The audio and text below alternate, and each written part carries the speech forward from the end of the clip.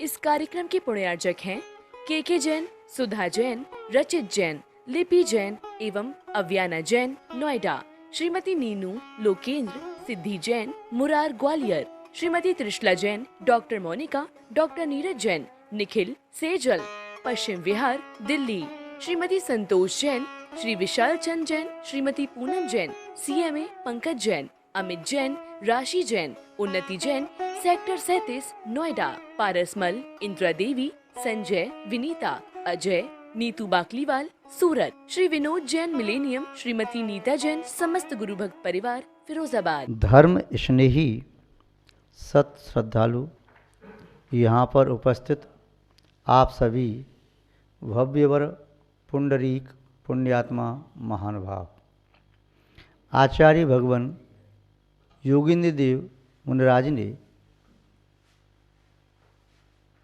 भव्य श्रावकों का, भव्य जीवों का कल्याण करने हेतु इस ज्ञानांकुश नाम ग्रंथ की जो रचना की है, निस्संदेह यह ध्यान की कुंजी है। आप और हम लोग इसकी वाचना में देख रहे हैं किस प्रकार आचार्य महोदय ध्यान की प्रेरणा दे रहे हैं, किस प्रकार अशुभ से निवृत्ति और शुभ में प्रवृत्ति की बात कह रही है, किस प्रकार पाप कर्म परित्यज्य पुण्य कर्म समाचरित, पाप का त्याग करना चाहिए, पुण्य का आचरण करना चाहिए। भावे दशुभ कर्मम योगी तत्व अचिंतित, अशुभ कर्म का त्याग करके योगी समाचरित, वह भी समीचीन आचरण समता में संलग्न रहे। श्लोक नंबर 19 में देख रहे थे। आज कारका नंबर 20 को देखते हैं। आचार्य महोदय इस कारका नंबर 20 के माध्यम से क्या कहना चाहते हैं, पहले उनके शब्दों को सुने, इससे कर्ण पवित्र हो, मन विशुद्ध हो, फिर उन शब्दों के अंदर निहित अर्थ को, भाव को देखने का पुरुषार्थ करेंगे। सम्यक दर्शन सज्ञान चारित्र तृतीयात्मकम तीनात्मदर्शनम नित्यम कर्तव्यम भावनात्रयम। आचार्य मोदी ने कहा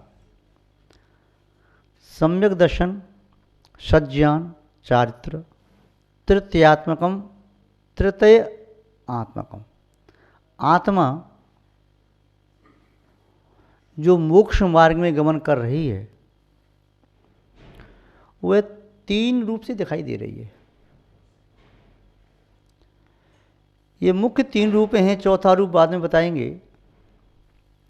यदि दाएं हाथ से उस आत्मा का चित्र लेते हैं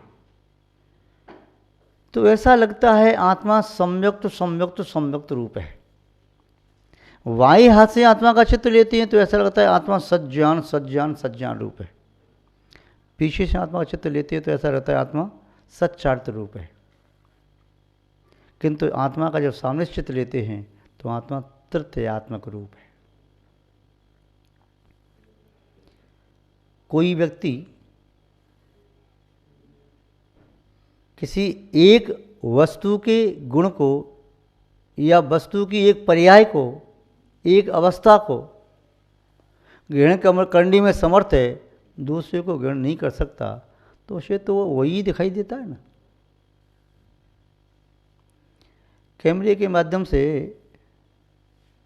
व्यक्ति का बाह्य चित्र ही निकाला जा सकता है।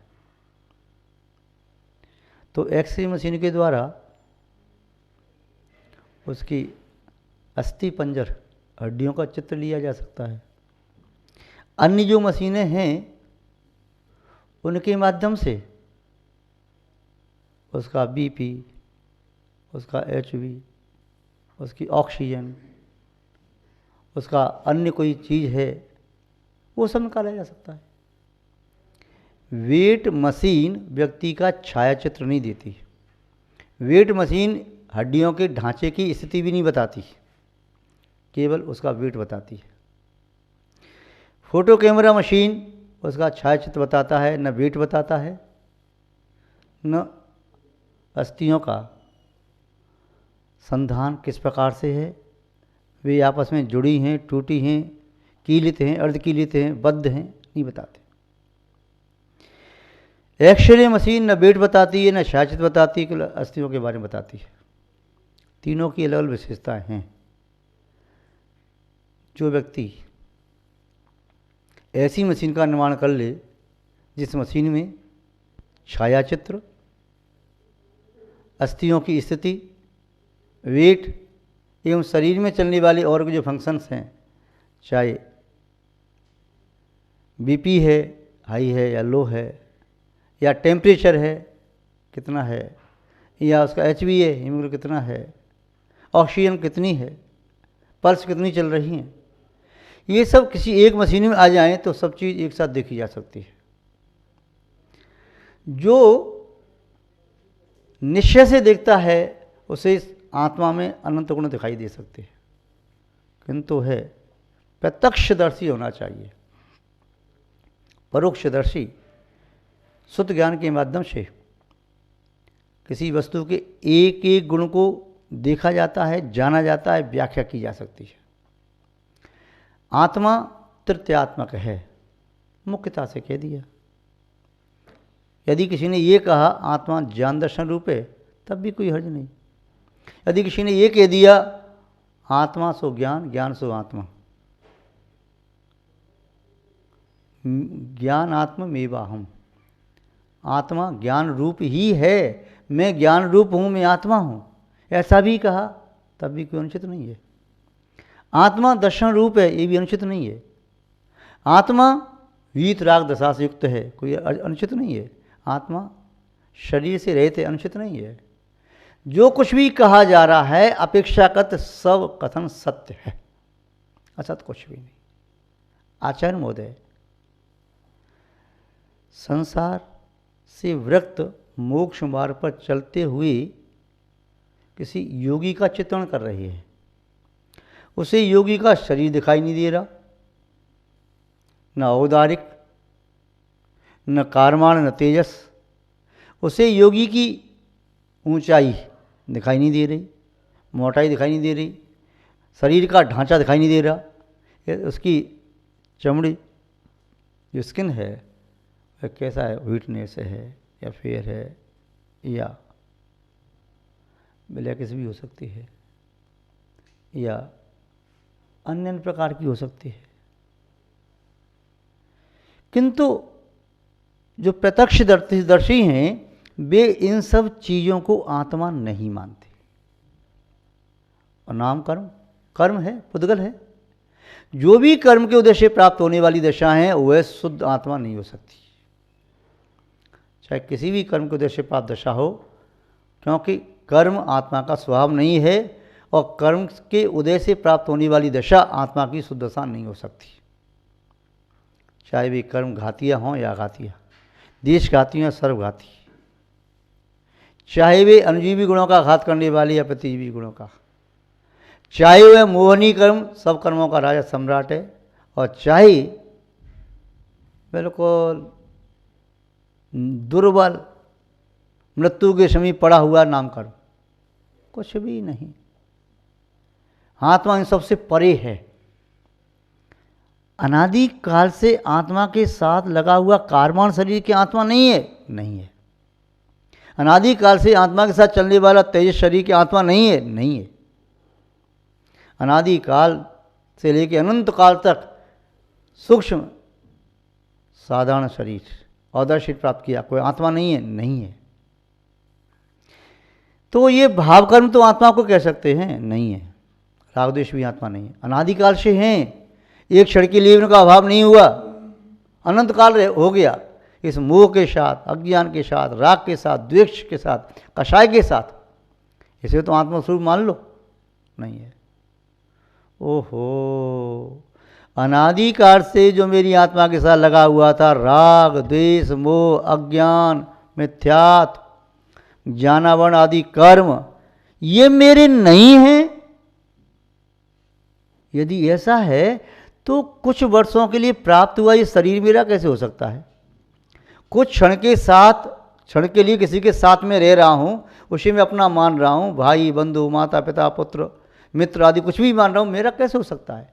जिस झोंपड़ी में रह रहा हूँ मैं, दिन 2 दिन 4 दिन महीने भर रह रहा हूँ, मेरा कैसे हो सकता है?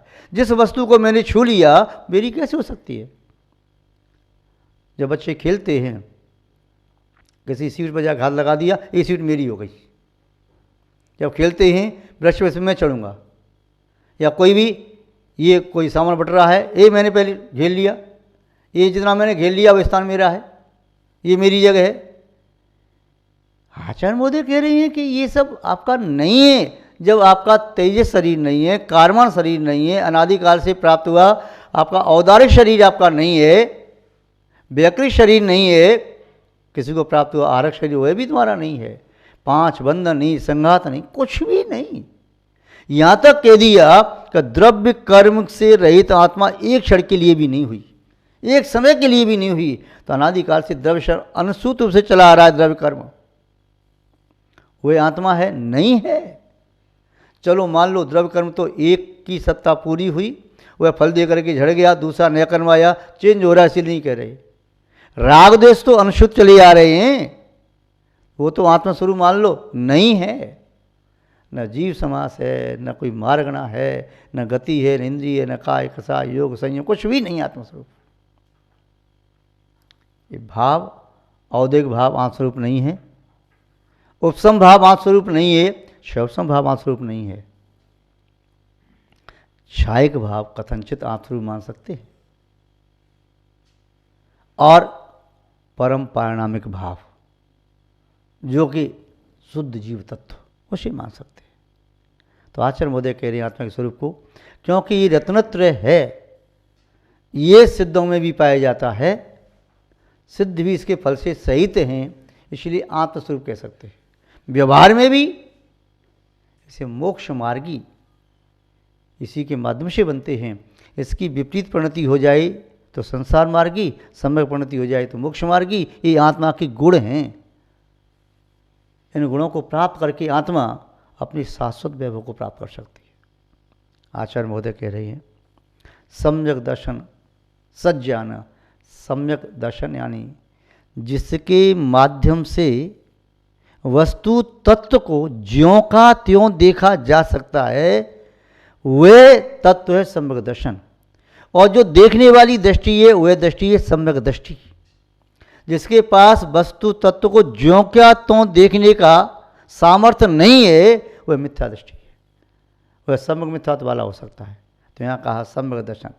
सज्ञान समीचीन ज्ञान, चारित्र और समीचीन चारित्र। व्यवहार में चारित्र की परिभाषा दे दी, अस्वादे बुढ़िवृत्ति स्वे प्रवृत्तम जान चारित्रम। अशुभ से निवृत्ति, शुभ में प्रवृत्ति चारित्र है। व्यवहार में सम्यज्ञान की परिभाषा दे दी, अन्यून मनतिरिक्तम याता तथ्यम बिना च विपरीतात निस्संदेह वेद यदा सज्ञान सम्यज्ञान। सज्ञान, सज्ञान क्या है? न्यूनता से रहित, अधिकता से रहित। याता तथ्य, ज्यों का त्यों वस्तु का तत्व, इस पर ज्ञान कराने वाला, और अन्यथा नहीं, विपरीत नहीं। ऐसा जो तत्व है, ऐसा जो गुण है, वह सम्यक ज्ञान है। व्यवहार में कहा, शम्भुदशमी व्यवहार में कहा, पारमार्थ उद्देव सात गुरु पर श्रद्धान करना सम्यक दर्शन है। या 7 तत्व 6 द्रव्य पंचास्ति का है, न पदार्थ श्रद्धान करना सम्यक दर्शन है। आत्मा अनात्मा का भेद विज्ञान होना सम्यक दर्शन है। ये सब व्यवहार की परिभाषा है। निश्चय में क्या है परिभाषा? फिर चेतना की चेतना के प्रति रुचि होना निश्चय सम्यक दर्शन, बीता सम्यक दर्शन। चेतना को पूरा ज्ञान हो जाना शब्दातीत व निश्चय सम्यक ज्ञान, और चेतना का चेतना में लीन हो जाना और निश्चय सम्यक चारित्र। विशेषता ये है, व्यवहार तो अलग अलग होते हैं, देखे जा सकते हैं, पर निश्चय तीनों एक साथ चलते हैं, तीनों एक ही हैं। व्यवहार में अलग अलग दिखाई दे सकता है, पर निश्चय में नहीं। तो ये त्रित्यात्मक आत्मा है। आगे कह रहे हैं तेन आत्मदर्शनम नित्यम, उनके द्वारा ही आत्मा का दर्शन संभव है। इन तीन के बिना आत्मा का दर्शन न तो आज तक किसी ने किया है, न कोई आज कर सकता है, न भविष्य में कभी कोई कर सकेगा। अनंत काल पूर्व की बात देखें, तब भी जो भी योगी हुए, यति मुनि ऋषि अनगार भदंत जो भी हुए, उन्होंने आत्मा का अनुभव किया, आत्मा का दर्शन किया, इन तीन के माध्यम से किया। निश्चय सम्यक दर्शन, निश्चय सम्यक ज्ञान, निश्चय सम्यक चारित्र। आज भी जो कर रहे हैं विदेश क्षेत्र में, भरत क्षेत्र में, राज क्षेत्र में, वे तीन के माध्यम से ही आत्मा के स्वरूप को जान पा रहे हैं, अनुभव कर पा रहे हैं, आत्मा को देख पा रहे हैं। और भविष्य में भी अनंत काल तक, अनंत काल के बाद भी जो कोई भी आत्मा को देखेगा, दर्शन करेगा, इन तीन के माध्यम से ही करेगा। इन तीन के बिना कभी नहीं कर सकता। अकेला दर्शन मोक्ष मार्ग नहीं है, अकेला ज्ञान मोक्ष मार्ग नहीं है, अकेला चार्थ मोक्ष मार्ग नहीं है, ज्ञान दर्शन मोक्ष मार्ग नहीं है, ज्ञान चार्थ मोक्ष मार्ग नहीं है, दर्शन और चार्थ मोक्ष मार्ग नहीं है, तीनों से रहित अवस्था मोक्ष मार्ग नहीं है, तीनों का विपरीत पना भी मोक्ष मार्ग नहीं है। मोक्ष मार्ग है इन तीनों का सम्यकपना और एकत्वपना। तीनों का सम्यकपना अलग अलग हो तभी मोक्ष मार्ग नहीं है। तीनों का एकपना भी होना चाहिए। उदाहरण के रूप में चाहे आप चाय का उदाहरण लें, चाहे शकंजी का लें, लड्डू का लें, हलवा का लें, कोई भी लें, ये तीन जो आइटम उसमें आते हैं, तीनों आइटम भी सम्यक होना चाहिए। प्लास्टिक के नींबू से शकंजी नहीं बनेगी। तो कागज़ के टुकड़ी लगा करके या कागज़ पर बने चित्र में शक्कर का ढेर लगा है, उससे चाय नहीं बनेगी। या दूध का चित्र दिखाई दे रहा है या वीडियो में दूध दिखाई दे रहा है, उससे चाय नहीं बन जाएगी। और चाय पत्ती दिखाई दे रही दूर से, वो लगे पेड़ पर, चाय नहीं बनेगी। तीनों सम्यक हों और तीनों की एकता हो तभी चाय बन सकती है। नींबू जल या आपका उसमें नमक डालते हैं, शक्कर डालते हैं, जो भी डालते हैं, तीन चीज़ आप, तीन में से एक भी कम रहेगा तो नहीं बन पाएगा। ऐसे ही मोक्ष मार्ग तीन से ही बनता है, तीन के बिना नहीं, और तीन में कोई कम है तो भी नहीं। तो यहाँ पे कहा तीन आत्मदर्शनम, इन तीन के द्वारा आत्मा का दर्शन संभव है। तो इसे नित्यम, नित्य ही कर्तव्यम भावनात्रयम, नित्य ही इन तीनों की भावना करनी चाहिए, प्रतिक्षण भावना करना चाहिए। ऐसा नहीं स्वयं ने ध्यान लगाया, शाम को लगा लेंगे, प्रतिक्षण, एवरी मोमेंट। कोई क्षण ऐसा नहीं जाना चाहिए कि जिस समय आप आत्मा का ध्यान न करें। जब जब ध्यान करेंगे तब तो आत्मा का अनुभव होगा, छोड़ देंगे तो नहीं होगा। तो महानुभाव, सूर्य के प्रकाश में सूर्य का ताप अनुभव में आता है, उसके बिना नहीं। ऐसे ही आत्मा में लीन होने से ही आत्मा का अनुभव होता है। आप सभी आत्मा का अनुभव करने का सम्यक पुरुषार्थ करें। हम आपके प्रति भावना भाते हैं। आज बस इतना ही पर्याप्त है। जय बोलिए श्री शांतनाथ भगवान की, परम पूज्य आचार्य गुरुदेव श्री विद्यानंद जी महाराज की, अहिंसा में विश्व धर्म की। इस कार्यक्रम के पुण्यार्चक थे के जैन, सुधा जैन, रचित जैन, लिपि जैन एवं अव्याना जैन, नोएडा। श्रीमती नीनू लोकेंद्र, सिद्धि Jain, Murar Gwalior. Shrimati Trishala Jain, doctor Monika, doctor Neeraj Jain, Nikhil Sejal, Paschim Vihar, Delhi. Shrimati Santosh Jain, Shri Vishal Chand Jain, Shrimati Poonam Jain, CMA Pankaj Jain, Amit Jain, राशि जैन, उन्नति जैन, सेक्टर 37, नोएडा। पारसमल, इंदिरा देवी, संजय, विनीता, अजय, नीतू बाकलीवाल, सूरत। श्री विनोद जैन, मिलेनियम। श्रीमती नीता जैन, समस्त गुरु भक्त परिवार, फिरोजाबाद।